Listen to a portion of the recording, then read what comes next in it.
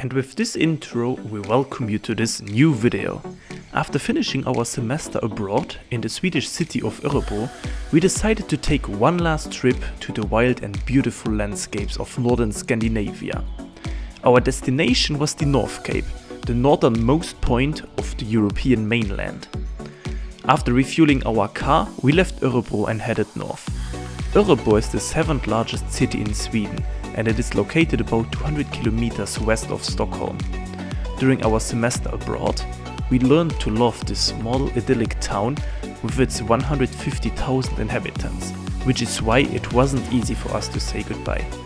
But in order to open a new chapter, sometimes you have to close the old chapters, and with this in mind, we set off on our journey.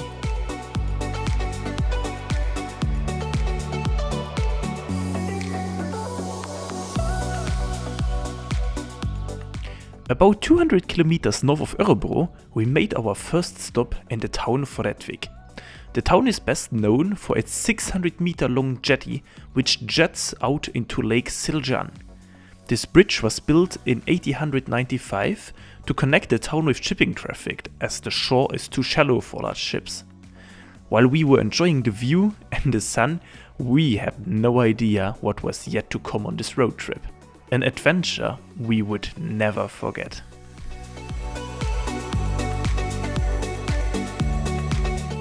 On the first day when we set up our camp for the night, we didn't really realize that this would be our last dark night for the next 2 weeks.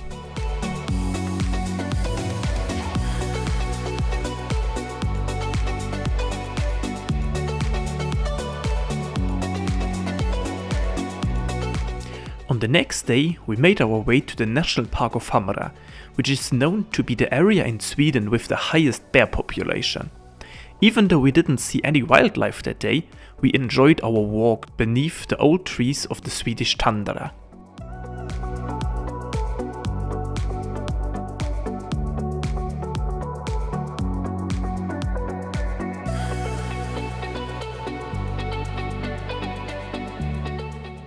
After this little excursion, we continued our way up north. But living 24/7 in a car is not always easy. Since we had no shower, we decided to bathe in rivers and lakes. But the further north we went, the colder the water became.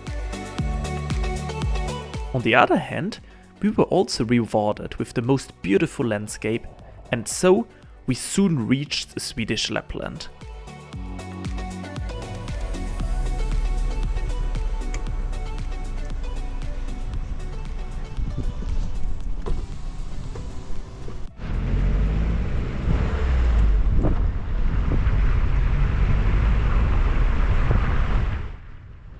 Reaching Swedish Lapland was one of our milestones, and if the animals knew it, only 30 minutes later we saw our first reindeers. This encounter in the highlands of Swedish Lapland was such a magical moment. Seeing those beautiful animals that close at midnight and so far away from society was one of the most special moments of our trip.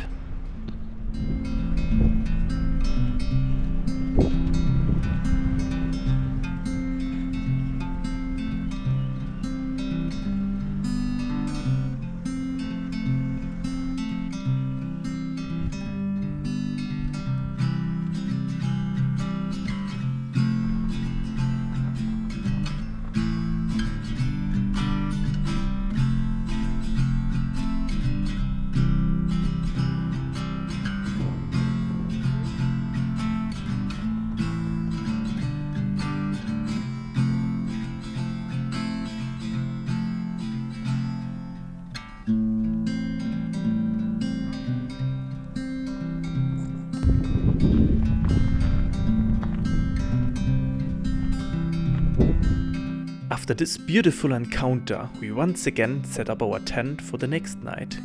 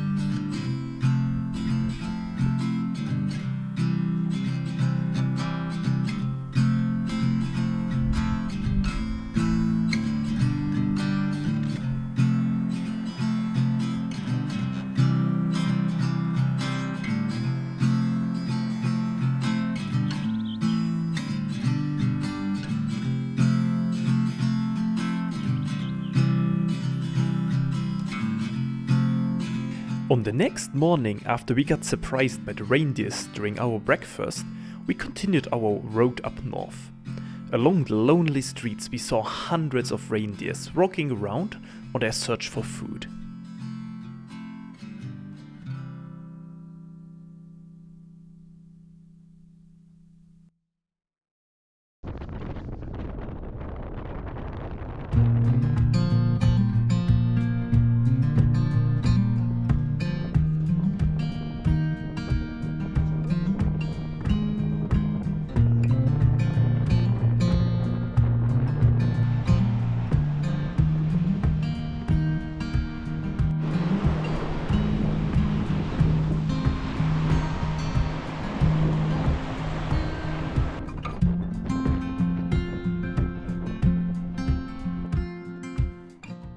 After some time, we reached the Arctic Circle, over 7,400 kilometers away from the equator.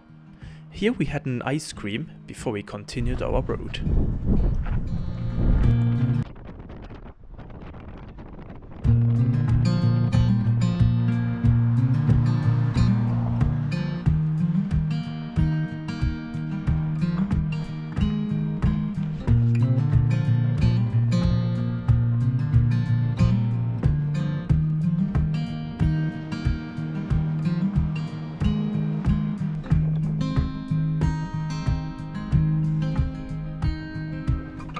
And then, a couple of hours later, we finally reached the Finnish border.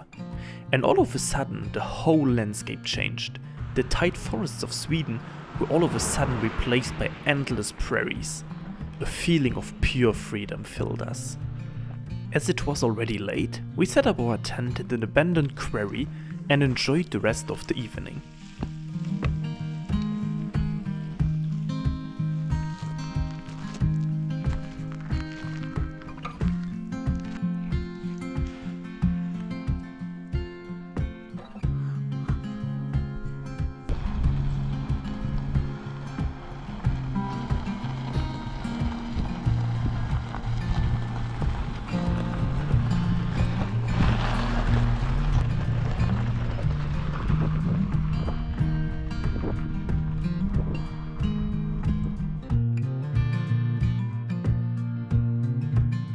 On the next morning, we soon reached the Norwegian border. Unfortunately, our GoPro footage got lost, but I still have those few videos from my drone. As we crossed the border to Norway, the landscape changed again. The forest and prairies vanished and an empty highlands appeared. We soon arrived in Alta, the last big city before the Northcape. From here on, the most amazing road of our road trip began, leading us 300 kilometers to the Northcape. When we reached the first fjords and smelled the Arctic Ocean, we felt like children again, going to the beach at summer. On the other hand, we knew that we almost reached the end of the world. The knowledge that we almost reached the most northern point on the European mainland gave us goosebumps. This feeling was reinforced by the stunning landscapes we were passing. There was only one road left, built between the edge of the fjords and the fjells, as the Norwegian people would call their old mountains.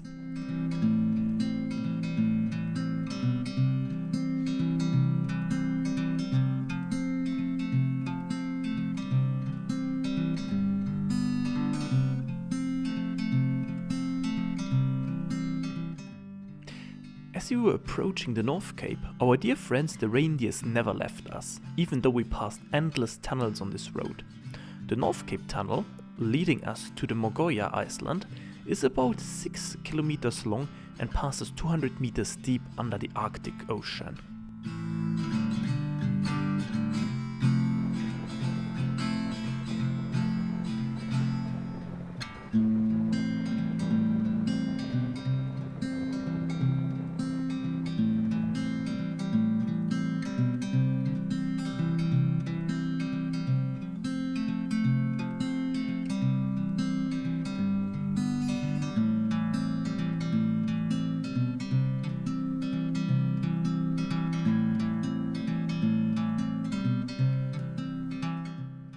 The Northcape is situated on a cliff more than 300 meters above the Arctic Ocean. Full of joy, we took this one last road on our way to this famous point.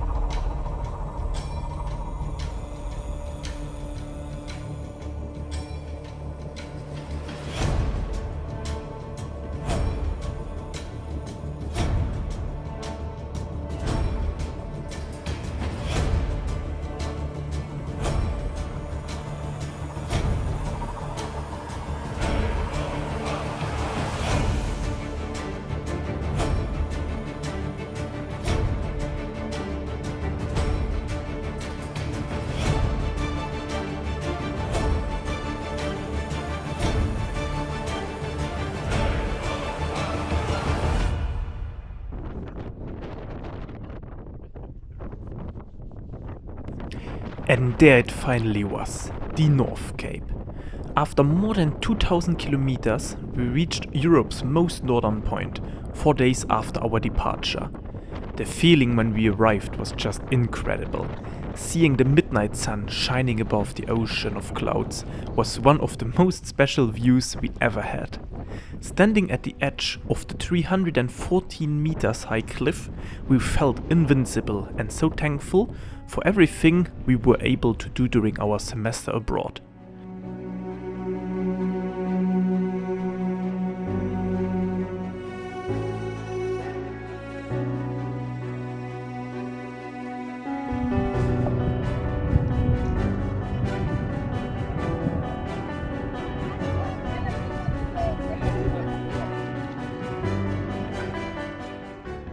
Two hours later, we decided to head a few kilometers back, since it is forbidden to camp at the Northcape, and set up our tent on the plateau, 5 minutes away from the site. I would rank this camping spot for sure as one of the best spots I have ever been. In the far distance, you could still see the cloud carpet over the ocean together with the midnight sun. From the absolute silence of our tent, we could see the reindeers who graze in the frozen landscape. And after all those impressions and a good meal, we soon fell asleep.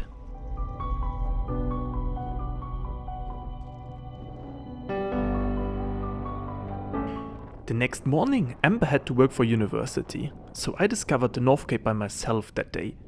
In the evening, we took the decision to head back towards Alta and find a camping spot on the way. Our plan was not to head back south to Sweden, but to Tromsø and then to the Lofoten Islands, our two next destinations on this trip.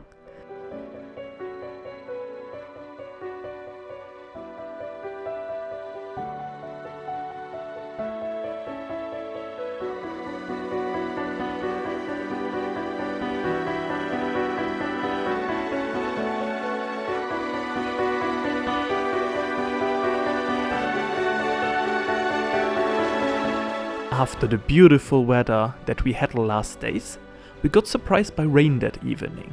Due to this circumstance, we continued our road past Alta without setting up our tent in the hope of better weather, since putting a tent in the rain is not the nicest thing to do.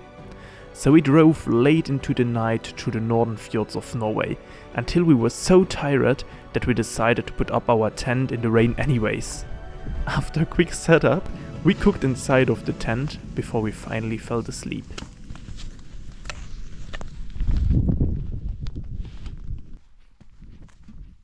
After we woke up the next morning, the rain had gone and the sun revealed a beautiful bay. So we sat down and decided to make our breakfast with the view on this incredible fjord.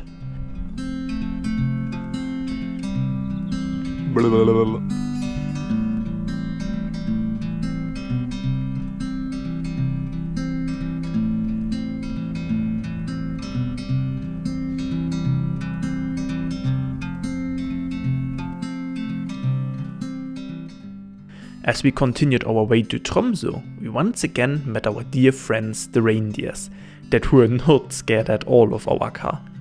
While we took a break at another beautiful fjord, we enjoyed the silence of the nature before we continued our road.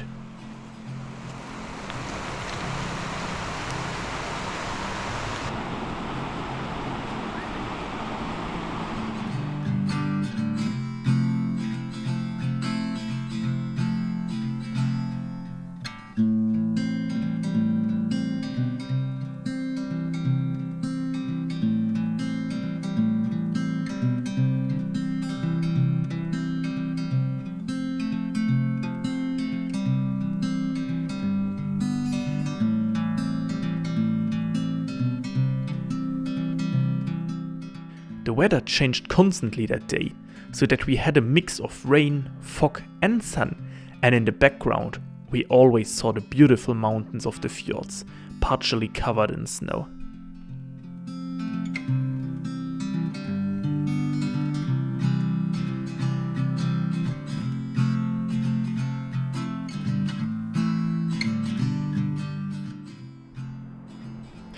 Then we arrived in this amazing spot that seemed so peaceful. In front of us we could see the clear water of the fjords, and in the background the colossal mountains with huge waterfalls. I had to fly my drone in this incredible spot, and so I got those stunning videos.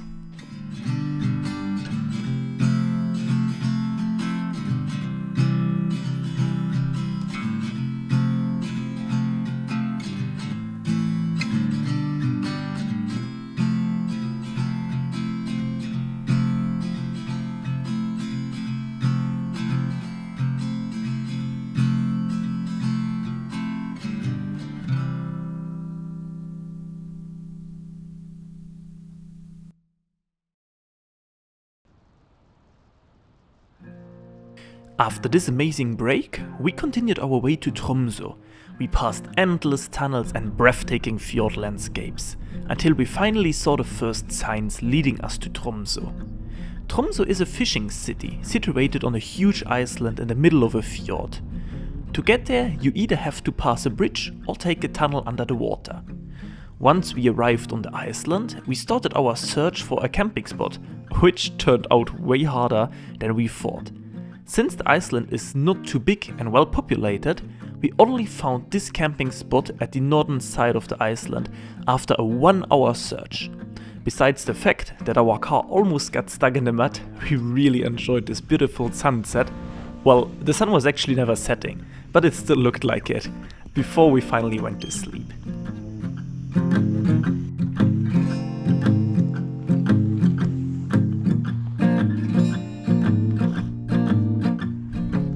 The next day we visited the city. Tromsø is very well known during the winter season for the incredible strong auroras that you can see here very often. During summer season, the city is mostly living from fishing and tourism. Especially the harbor of Tromsø is very beautiful.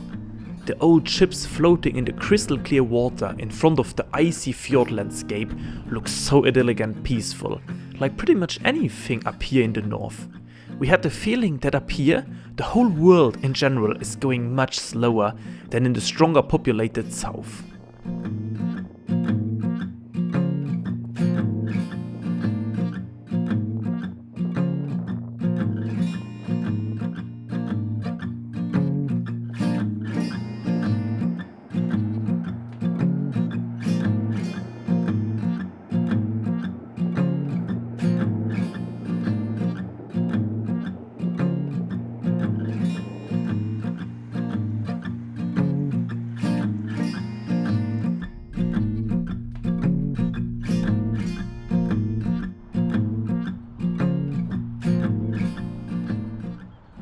In the afternoon we headed over to the mainland to visit the Arctic Church, and then we continued our way to the Lofoten Islands. While passing through further beautiful landscapes, we really enjoyed the mood of our road trip. Hit the road, Jack. Not to come back no more, no more, no more, no more. Hit the road, Jack. Not to come back no more. And then we arrived in this stunning mountain landscape shortly before Narvik and decided to put our camp.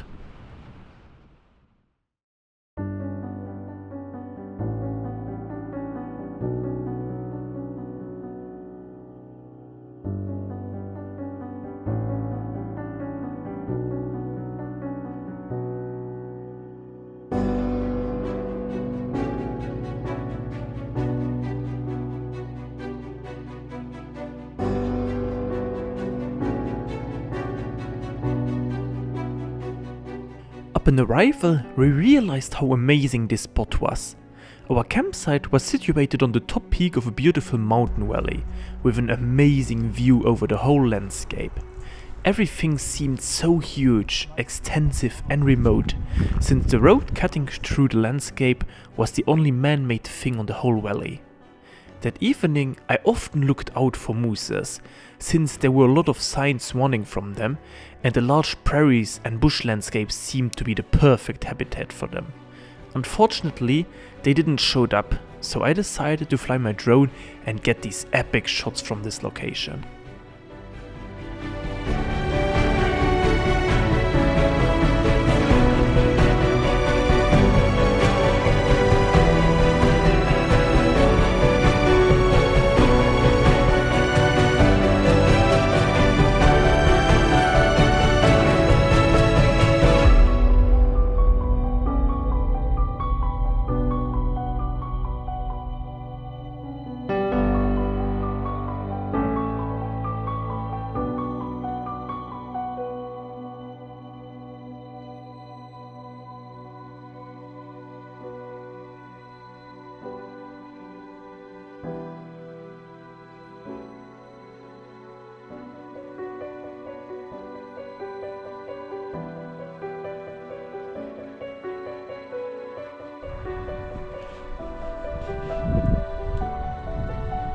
After a serene and idyllic evening, we resumed our journey to the Lofoten Islands the next morning.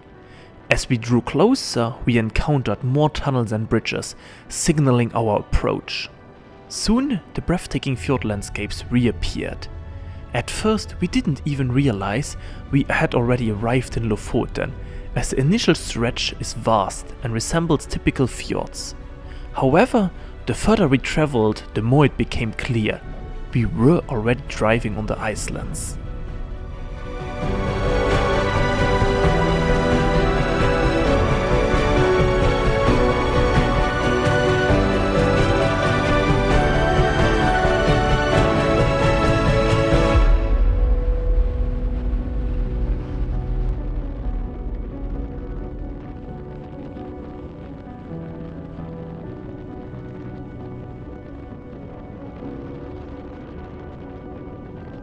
The scene we were driving through was simply breathtaking and like nothing else we've ever seen before.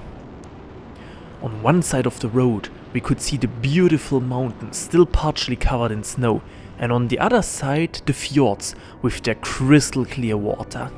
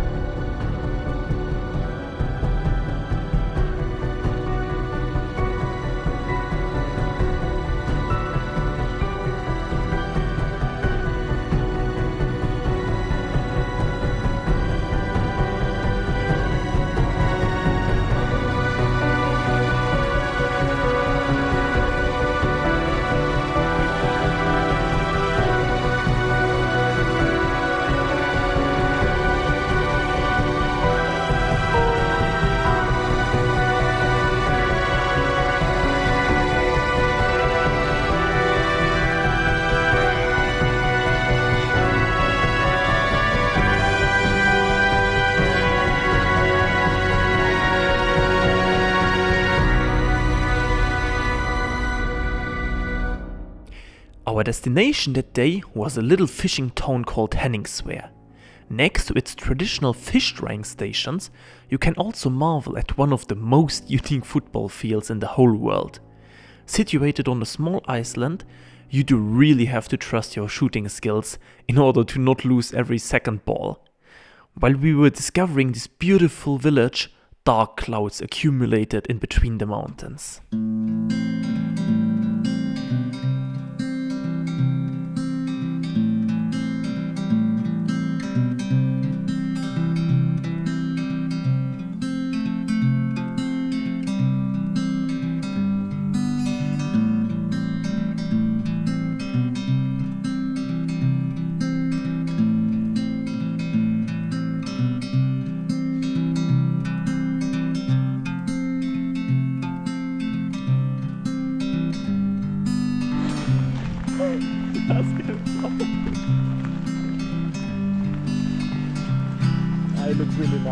After getting an involuntary shower, we decided to search for a campsite, which turned out to be quite difficult on the Lofoten. Since you have to be at least 150 meters away from infrastructures to legally camp, it was quite difficult to find flat camping spots in between the steep mountains and the rough sea. Fortunately though, we found this campsite next to the beach where we set up our tent for the night.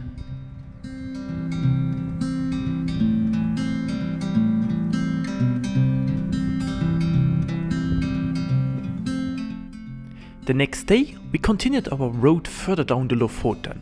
Our destination was the famous Lapland beach, which is especially well known in the photography community.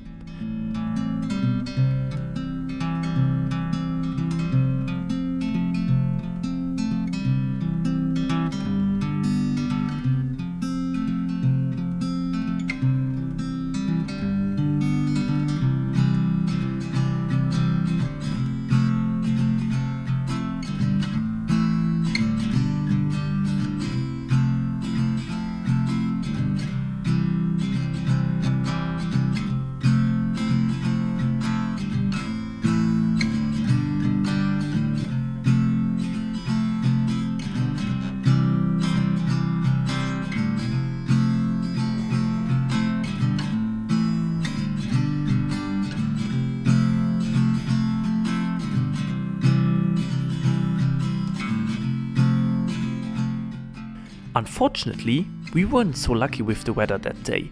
With the rain setting in, we quickly set up our tent, and after exploring the area for a bit, we spent the rest of the evening playing cards before heading to bed early, exhausted from the events of the past few days.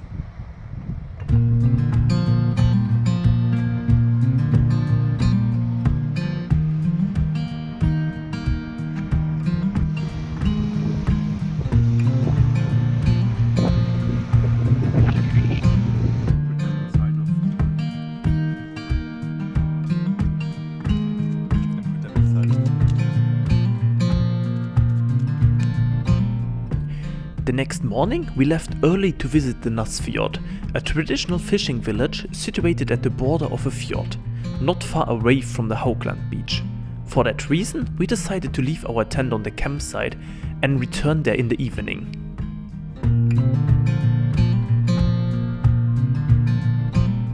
As we continued our journey, we passed even more breathtaking landscapes.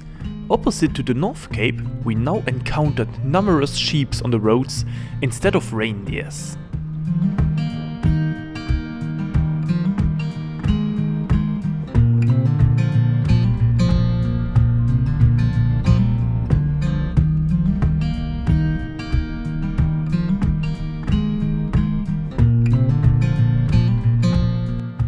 Upon arrival, we explored the old traditional fishing houses of Northcape. Due to the steep and rocky terrain, people in the past built their homes on large wooden stilts at the water's edge. You may also have noticed that many traditional houses in Sweden and Norway are painted in red. This dates back to the time when these regions were known for their copper mines. During copper processing, a red pigment was produced as a byproduct, which people repurposed as painting rather than letting it go to waste.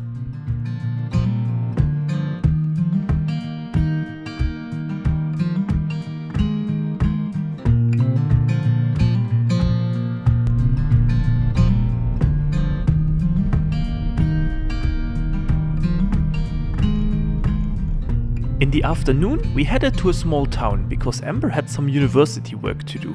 After dropping her off at a bar, I set out for Offarsøykammen, a hiking trail leading to a mountain summit near the Lapland beach. I began my ascent and, how could it be otherwise, got lost along the way. After navigating some steep and wild trails, I eventually found my way back to the official path. Following a short break, I continued uphill.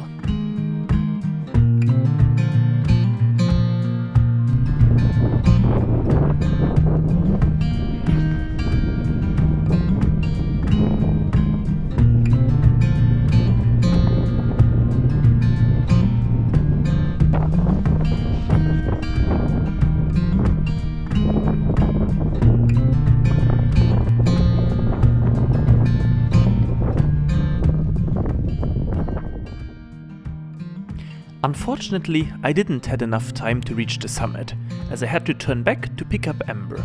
We then drove back together to our tent at the Lapland beach. After dinner, we embarked on another hike into the mountains, this time without cameras or phones. After some time, we arrived at a stunning mountain lake. Everything felt so calm and peaceful, and there was no wind, no people, only the occasional sight and sounds of sheep climbing higher into the mountains. We sat on a massive rock by the lake, soaking in the magical moment. One we'll cherish forever. The next morning we woke up to surprisingly beautiful weather. For the first time we could truly appreciate the full beauty of the Lapland beach. Inspired by this, we decided to climb Offarsøykammen again, this time together and all the way up to the summit.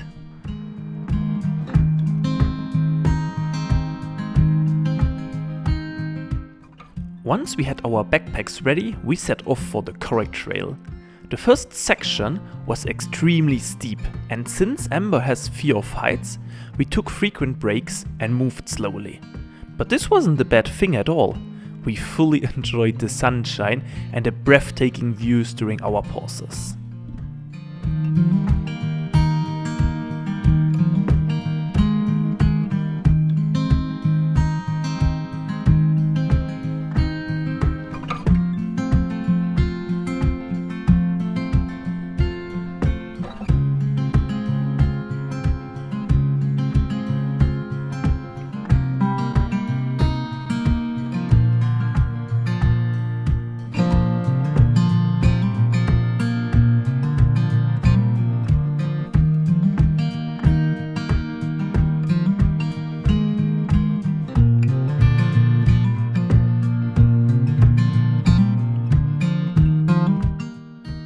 The ascent was quite demanding, as we had to climb more than 400 meters of steep, technically challenging terrain filled with loose rocks. But when we finally reached the summit, we were rewarded with an unbelievable view, one beyond anything we had imagined. Suddenly, we could see most of the Lofoten peaks stretching below us. The scene was pure magic, the vibrant colors of the ocean, the white sand beaches, the green prairies and the rugged mountains. Without a doubt, this was one of the most spectacular views of the entire road trip. If you ever visit the Lofoten Islands, we highly recommend taking these trails. It's an experience you will never forget.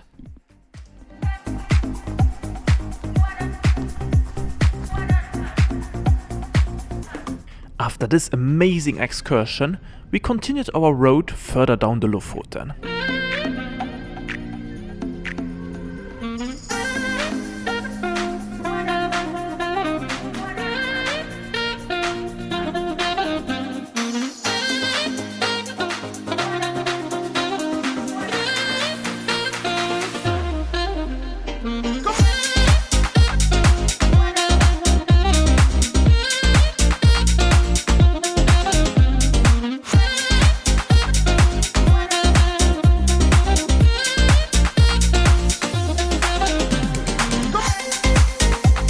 After some time, we arrived at a stunning beach. Embracing the moment, we decided to pretend it was summer and went for a swim. Despite the water being only 10 degrees, it wasn't as uncomfortable as we expected, and we truly enjoyed the experience.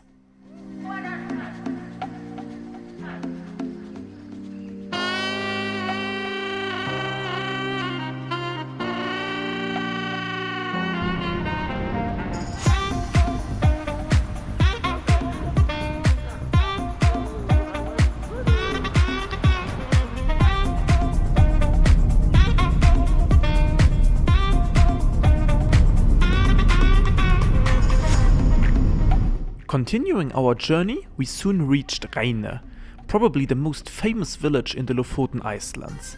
Since it was already quite late, we decided to explore Reine the following day and instead focus on finding a good campsite for the night.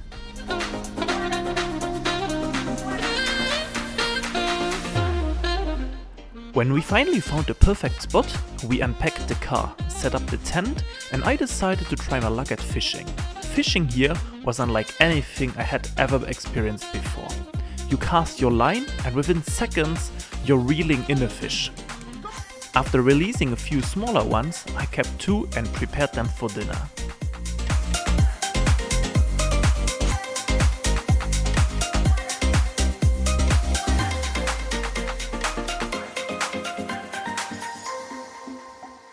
And then, out of the nowhere, something incredible happened. It's amazing. We were just sitting here playing cards in front of the ocean. We are just next to Rheinen, that's where we are going tomorrow, and playing cards here. And all of a sudden, something came out of the water. You heard like the fountain, like the whales do. It's crazy. We filmed it with the phone, but unfortunately we only got the part where it dived in again. We still don't know what it was. Maybe killer whale or a dolphin. We don't know what species live here, but we know that there are killer whales and dolphins. And it's crazy. It came out 2 times and to get more air, and unfortunately we didn't see it again, but we now decided also to cook here so that maybe when it comes back again that we will see it. As we sat down to cook, our eyes stayed fixed on the ocean, hoping for a glimpse of the mysterious creature we had spotted earlier. And after some time, it finally reappeared. It was a killer whale hunting in the bay. Unfortunately, we were too slow with our cameras again, so this moment would only live in our memories forever. Still, it was the most thrilling wildlife encounter of our entire road trip. The next morning we headed back to Rheine, another traditional fishing village. Rheine is particularly famous for its steep staircase leading more than 400 meters up a mountain to a breathtaking viewpoint. We had heard from many travelers that the view from the top was spectacular, so we set off to take on the challenge. When we arrived at the base of the stairs, the mountain towered before us like a massive wall. The staircase zigzagged up the southern face, consisting of more than 2,500 steps. Climbing it required a steady nerve, as the path was incredibly steep and with sheer drops alongside it.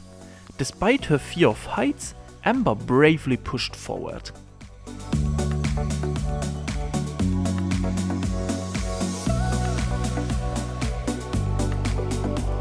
Reaching the top, we were rewarded with a breathtaking panorama.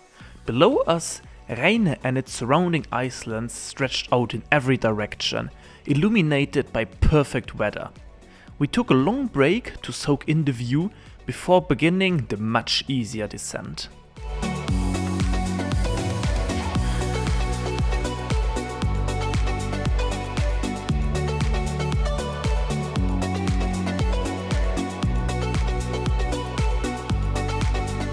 That evening mirrored the one before. I did some fishing, we cooked by the rocks and then played cards as the sun disappeared behind the mountains. The next day, Amber stayed at camp to study while I decided to tackle the stairs once more. This time, the tray was far less crowded. After reaching the top, I continued past the viewpoint, climbing further towards another peak. The path became more technical, requiring careful footing and even some scrambling in sections. The ridge dropped away steeply on both sides, but with caution, I made steady progress.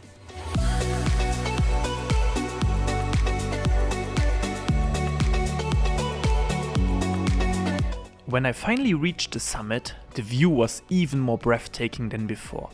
In the distance, I could see the staircase winding its way up the mountain far below. After taking a moment to appreciate the incredible scenery, I began my descent and made my way back to Amber.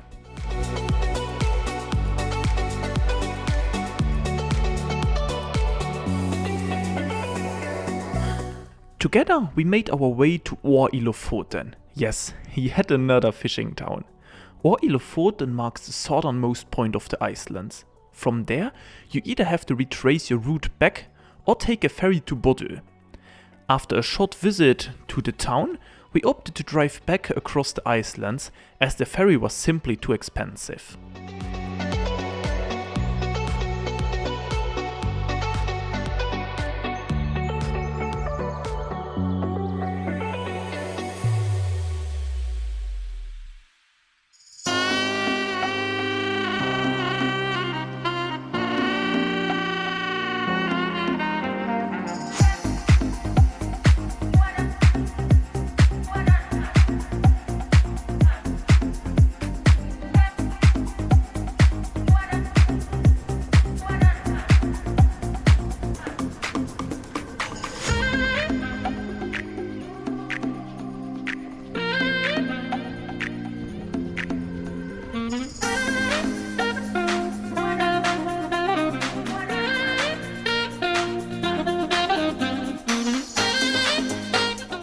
In a fjord we hadn't explored before, we set up our final campsite on the Lofoten.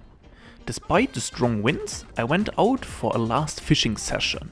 Later, we cooked inside the tent and went to sleep early, preparing for the long journey ahead.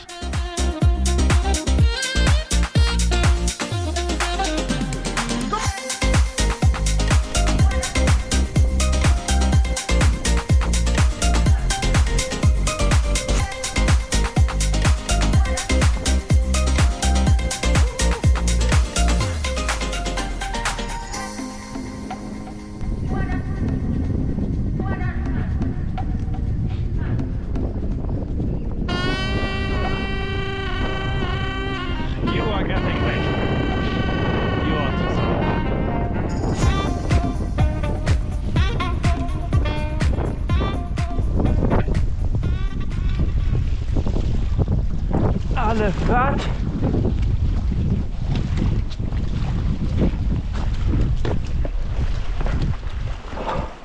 Oh. Oh. Woohoo. Wow. Geilo. This fish was so big. It's the biggest fish I ever caught in my life. And he was even so big that that he would not have fitted in the pen. That's why I had to release him. We don't have a pen which is that big, but wow, wow, wow, wow! I love Norway.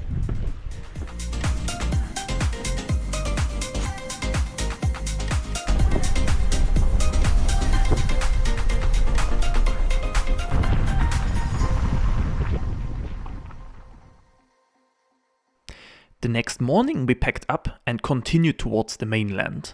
It was bittersweet.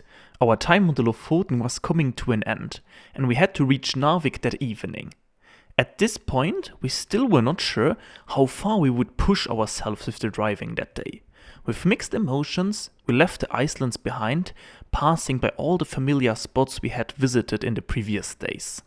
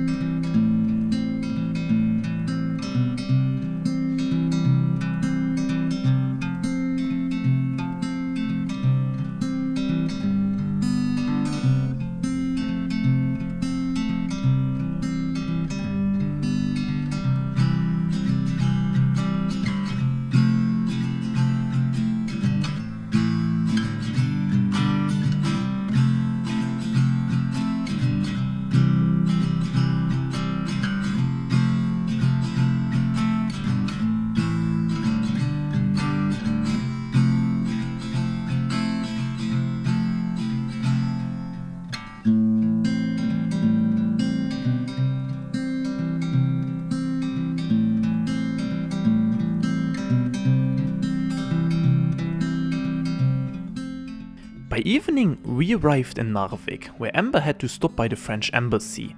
we decided to skip exploring the city since we had already visited it in winter during our trip to Swedish Lapland with the ESN Örebro.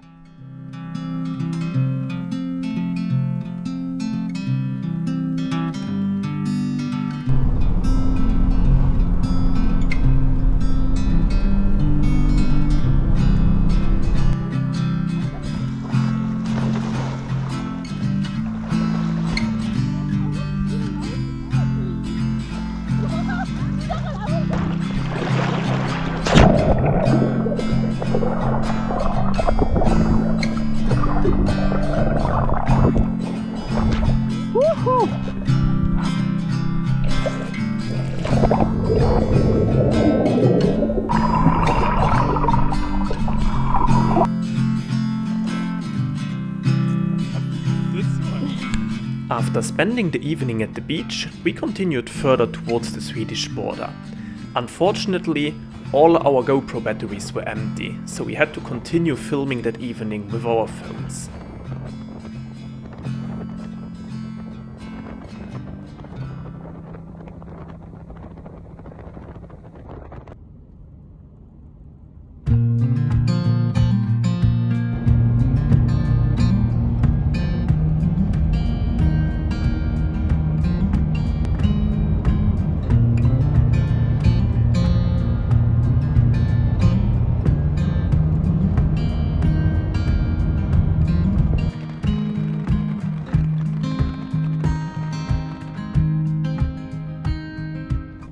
This evening we searched for a camping spot for quite long. The problem was that most parts were way too muddy to put a tent outside, and there were literally mosquitoes everywhere eating you alive. So we just decided to sleep next to the road in the car. Maybe not the best idea, but we were simply too tired to continue our road.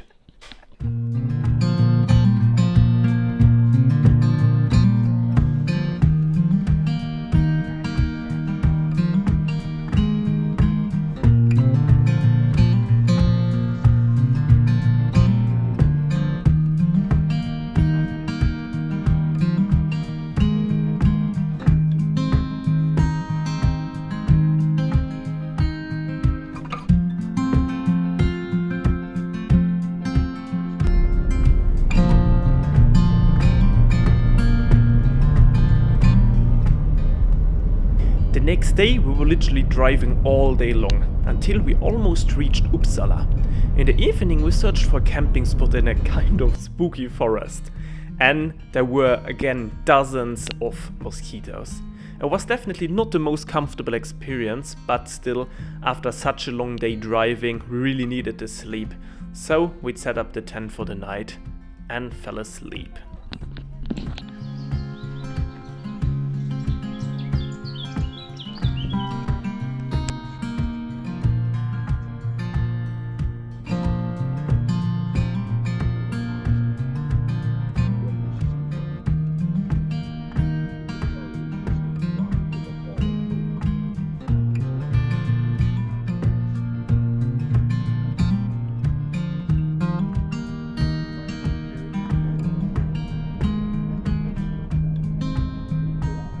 The next day we did not really drive further, since Amber had again work to do. So we spent the day in Uppsala, and in the evening again we searched a camping site in the nature.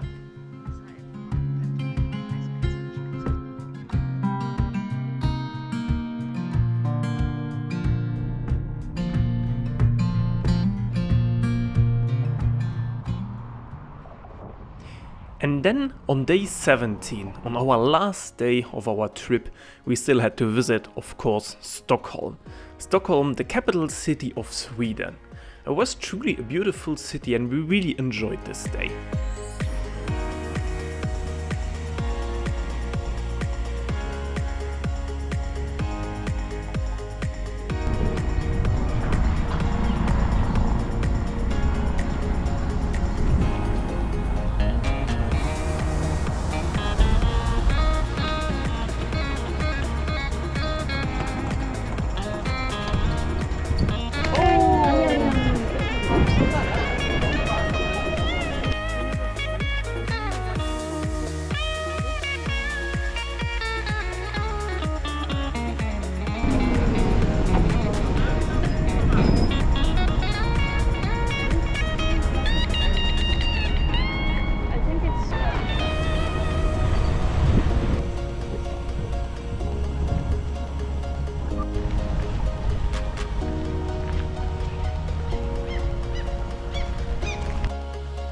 Yeah, and with those last clips, our road trip unfortunately came to an end. Still, we really enjoyed it and we had the time of our life. It was really the most beautiful road trip we ever did, and we got to live so many adventures. We really loved our time up there, and we can just recommend anybody to also do road trips like this. If you enjoyed our video and you would like to see further videos like this, then please subscribe to our channel, leave a like and a comment, and we will see you in another video. Bye bye!